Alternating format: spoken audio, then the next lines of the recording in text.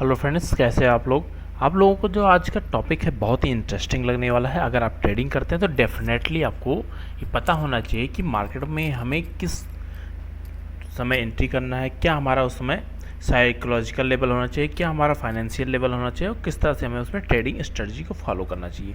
सारी चीज़ों को जो अगर आप लर्न करते हैं, अर्न करते हैं, उसके लिए जो आपका मेंटली बैलेंस है, साइकोलॉजिकल लेवल है, बहुत ही इंपॉर्टेंट। तो आज की हमारी वीडियो उसी पे टॉपिक पे होने वाली है।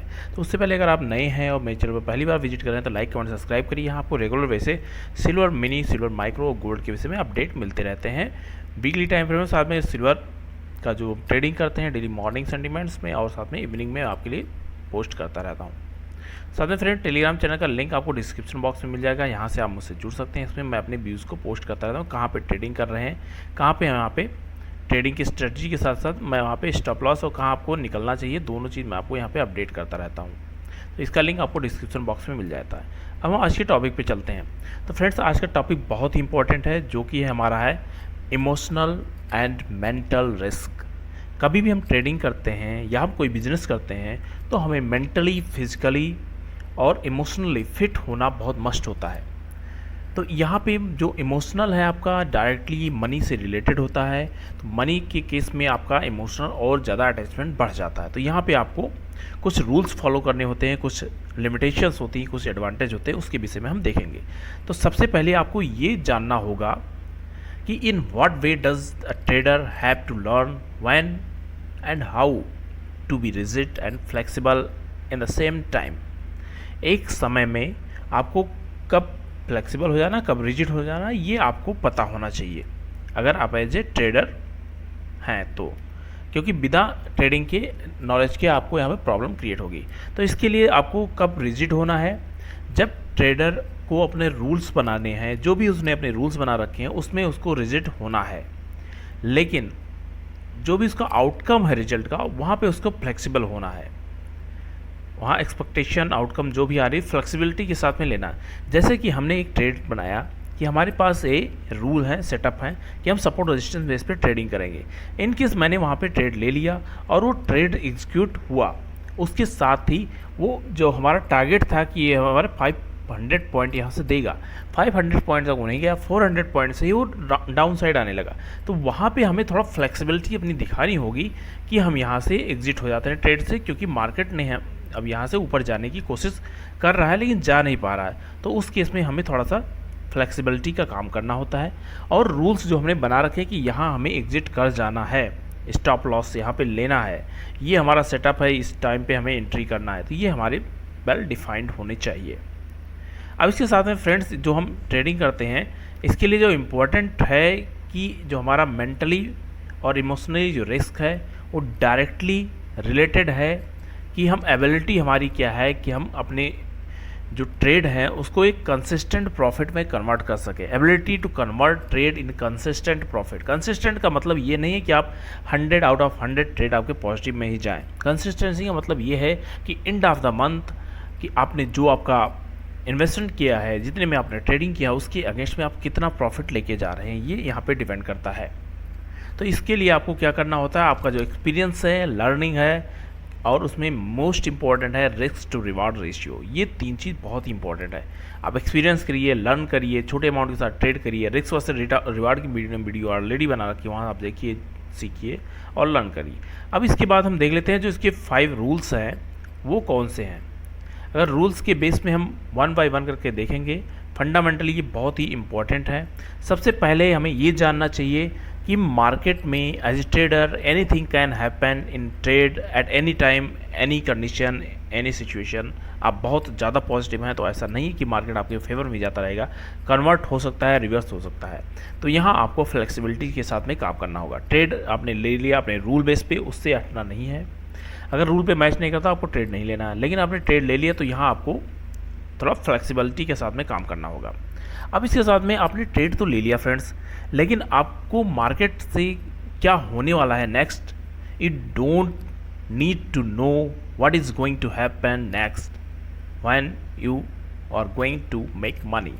जब भी आप पैसा बनाना जा रहे हैं या आप ट्रेड करना चाह रहे हैं, जनरली हम ट्रेड करते हैं मनी बनाने के लिए, पैसा बनाने के लिए, तो वहाँ हमें ये जानने की ज़रूरत नहीं है कि मार्केट में आगे क्या होने वाला है। हमारे सेट ऑफ रूल्स पे बैठ रहा है तो हम उसमें एंट्री करेंगे। हमारा रिस्क वहाँ फिक्स है, रिवार्ड हमारा फिक्स है। रिवार्ड कभी कभी हम उसको टेल करते हैं, चलता जाता है, लेकिन रिस्क हमारा फिक्स्ड होना चाहिए, क्योंकि रिस्क हम कंट्रोल कर सकते हैं, रिवार्ड हमारे कंट्रोल्स में नहीं है।